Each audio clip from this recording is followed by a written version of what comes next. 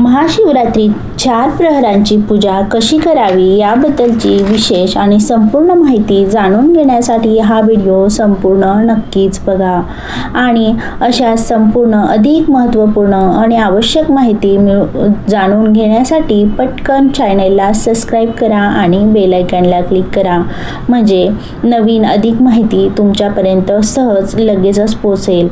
तर सुरुवात करूया। त्यासाठी पहिल्या प्रहराची जी काही वेळ आहे ती सायंकाळी प्रदोषकाळी 26 फेब्रुवारीला 6:19 पासून 9:26 पर्यंतची आहे।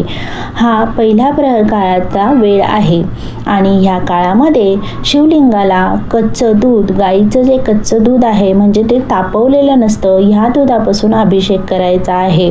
अभिषेक करत असताना मंत्र जाप करायचा आहे, शिवशंकर नामाचा जाप करायचा आहे, रुद्राष्टकमचा पाठ करायचा आहे।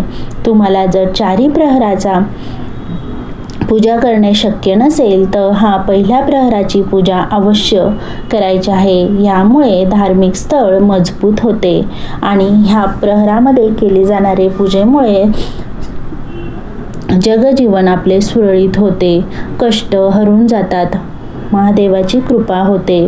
तर कच्च्या दुधाने अभिषेक करून झाल्यानंतर पाण्याने अभिषेक करायचा आहे आणि त्यानंतर चंदनाचा टिलक लावून घ्यायचा आहे, भस्म अर्पण करायचे आहे। त्यानंतर शिवलिंगाला फुलं, पुष्प, बेलपत्र ह्यांचं अर्पण करायचं आहे। तर या पद्धतीने पहिल्या प्रहराची पूजा करून घ्यायची आहे। त्यानंतर दुसरा प्रहर म्हणजे ह्याला निशित काळ असे म्हटले जाते। तर ह्या दुसऱ्या प्रहराचा वेळ जी आहे ती रात्री 9:26 ते रात्री 12:34 पर्यंतची आहे, म्हणजे 26 फेब्रुवारीच्या रात्री 9:26 पासून ते रात्री 12:34 पर्यंतचा हा काळ आहे। या काळामध्ये शिवलिंगाला दह्याने अभिषेक केला जातो। तर दह्याने संपूर्ण शिवलिंगाला अभिषेक करून घ्यायचा आहे।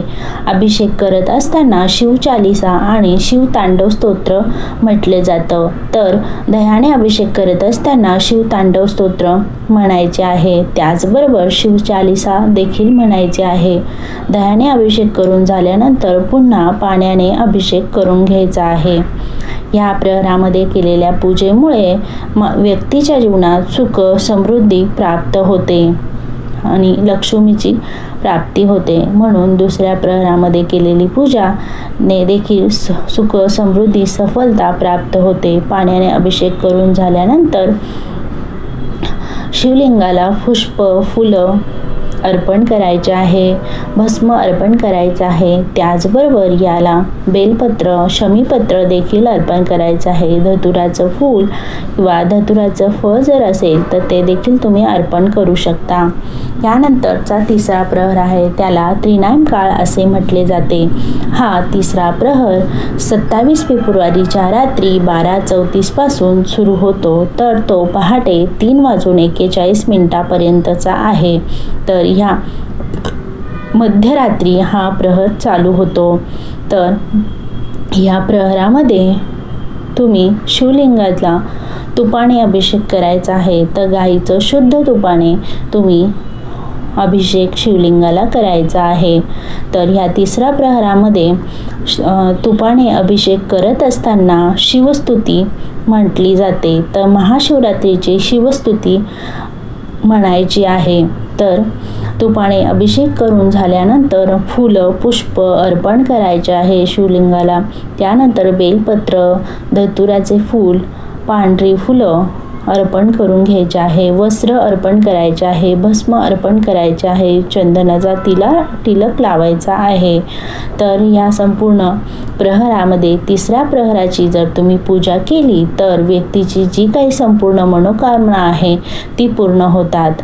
तर ह्या तिसऱ्या प्रहरामध्ये केले जाणाऱ्या पूजेमुळे संपूर्ण मनोकामना पूर्ण होतात। यानंतरचा चौथा जो प्रहर आहे तो ब्रह्ममुहूर्तामध्ये असतो। तर त्याचा जो वेळ आहे तो 3:41 पासून 27 फेब्रुवारीच्या 3:41 पासून म्हणजे पहाटेच्या 3:41 पासून 6:40 पर्यंतचा आहे.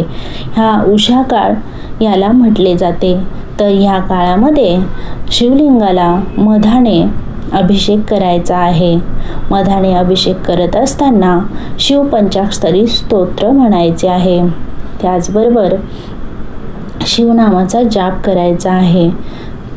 या चौथ्या प्रहरामध्ये मधाने तुम्ही संपूर्ण अभिषेक करायचा आहे. या प्रहरामध्ये केले जाणाऱ्या पूजेमुळे संपूर्ण पाप नष्ट होतात आणि मोक्ष प्राप्त होतो. तर अशा प्रकारे चौथ्या प्रहरामध्ये मधाने अभिषेक करून झाल्यानंतर फुलं पुष्प अर्पण करायचे आहे. या संपूर्ण प्रहरामध्ये केल्या जाणाऱ्या पूजेमुळे व्यक्तीला जीवनात कधी काहीही कमी पडत नाही. तर तुम्ही अवश्य या चारही प्रहरात शक्य असेल तर प्रहरामध्ये पूजा नक्की करून बघा. शिव भगवान महादेवाची कृपा नक्की तुमच्यावरती प्राप्त होईल. तुम्ही जर शिवभक्त असाल तर कमेंटमध्ये हर हर महादेव म्हणून नक्कीच कमेंट करा. हर हर महादेव.